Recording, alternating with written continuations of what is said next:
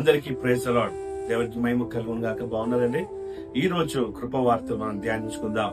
23వ కీర్తన 1వ వచనము. యెహోవా నా కాపరి, నాకు లేమి కలగదు. దేవునికి మహిమ కలుగును గాక.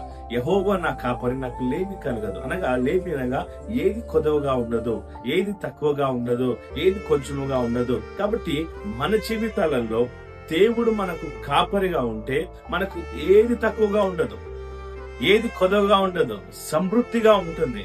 కాబట్టి ఈ రోజు ఒకవేళ నీ జీవితంలో ఏదైనా నీ ఇంట్లో తక్కువగా ఉందని నువ్వు అనుకుంటున్నావా? ఏదైనా నేను సంపాదించలేకపోయాను అనుకుంటున్నావా? ఏదైనా కోరుతున్నావు కానీ అది నీ ఇంట్లో లేదనుకుంటున్నావా? ఈ రోజు దేవుడు నీతో మాట్లాడుతున్నాడు. దేవుడు నీ ఇంట్లో లేమి లేకుండా ఆశీర్వదించబోతున్నాడు. ఏది తక్కువగా ఉండదు, ఏది కొద్దిగా ఉండదు. నీ కుటుంబాన్ని దేవుడు ఆశీర్వదించబోతున్నాడు. ప్రార్థన చేసుకుందాం.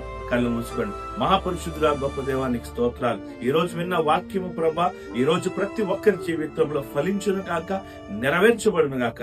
నేను వీక్షిస్తున్న ప్రతి కుటుంబాన్ని మీరు దీవించి ఆశీర్వదించి మీ క్షేమము మీ కాపుదల ఉంచుమని యేసు నామములో అడుగుచున్నాం తండ్రి.